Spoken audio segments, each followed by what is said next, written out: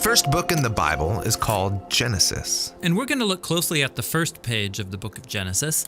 It's a carefully crafted narrative about God creating and ordering the whole cosmos. Okay, let's check it out. Now, the opening line of the whole Bible is, "In the beginning, God created the skies and the land." Now, your Bible translation might say the heavens and the earth. In biblical Hebrew, the word for heaven refers simply to the sky above. And the word for earth does not mean globe, but rather the land. The ground below us. Right. This line is summarizing what's going to happen in the following narrative, which starts in the next line. And it reads, "Now the land was wild and waste." This phrase rhymes in Hebrew. The land was tohu vavohu, which means unordered and uninhabited. This is the ancient way of talking about the pre-creation state, what we might call nothingness. For the biblical authors, non-existence means having no purpose and no order. And the next line uses another image to say the same thing. "And darkness was on the face of the deep abyss." What's the deep abyss? Yeah, it's a dark, chaotic ocean. It's another common way the ancients described the non-reality that preceded creation.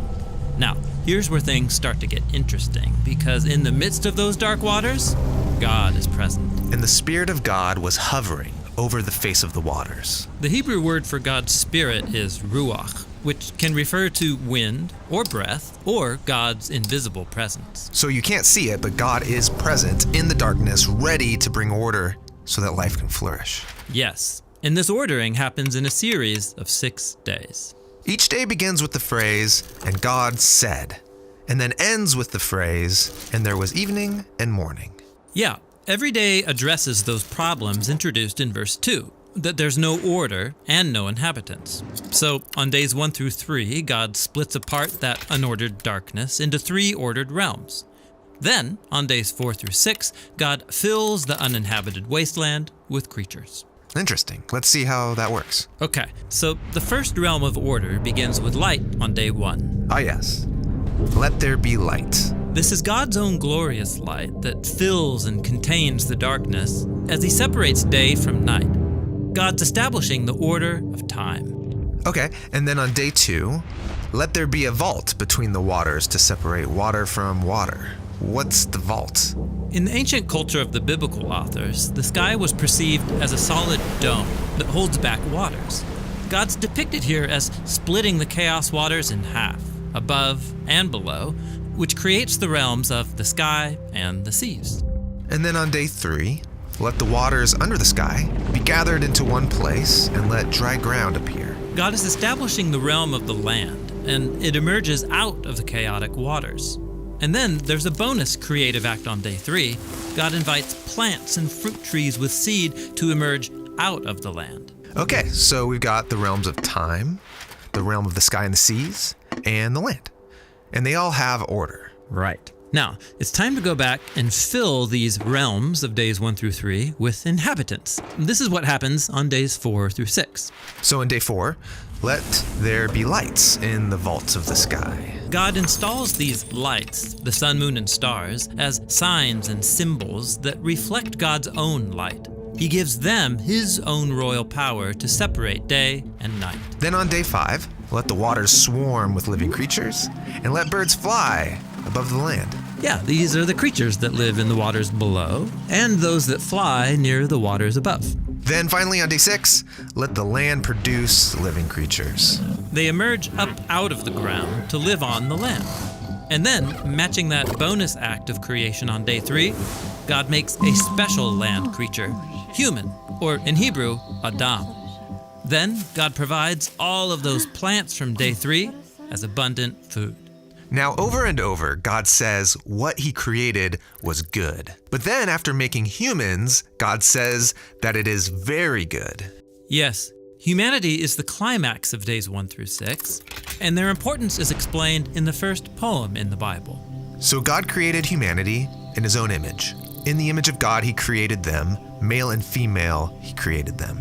So humans come up from the ground like the other land creatures, but they're also more. They're God's image, which means that together, men and women embody and represent the Creator within his creation. God blessed them and said, "Be fruitful and increase in number, fill the earth and subdue it, ruling over the creatures." This is the purpose of being God's image, to oversee creation as God's partners and representatives in the world. Very cool. Now, after the 6 days, we get a concluding line that links back to the key words of the opening line. And so were completed the skies and the land and all their inhabitants. Except there's one more day. It stands outside the pattern of days 1 through 6. It's the big climax. And God completed on the seventh day the work which he had done. And he rested on the seventh day from all the work which he had done. And God blessed the seventh day and set it apart as holy. So God rests on the seventh day. This is a standard biblical image where God, after ordering the cosmos, comes to rest and dwell in his sacred space. It's like the whole world is a holy temple where God lives with his people. Now that phrase, "there was evening and morning," it doesn't appear on day 7. That's right. The seventh day has no end. That's because Genesis 1 is describing God's ideal vision for the whole cosmos. A place where God lives with his partners to rule the world in harmony forever. Yes, the seventh day is the goal of creation. It's actually so important that the author of Genesis 1 has woven the number 7 into every part of the story. There are 7 days of creation, 7 announcements that creation is good. There are 7 Hebrew words in the opening verse, and then 2 times 7 Hebrew words in verse 2. And then the statement about the seventh day has 3 lines of 7 words. Wow. So the first page in the Bible is doing way more than just telling us how the world was made. Right. Genesis 1 has been designed to show us that God's purpose is to share creation with his images, so they can rest and rule it with him forever. And that purpose is what the rest of the biblical drama is all about.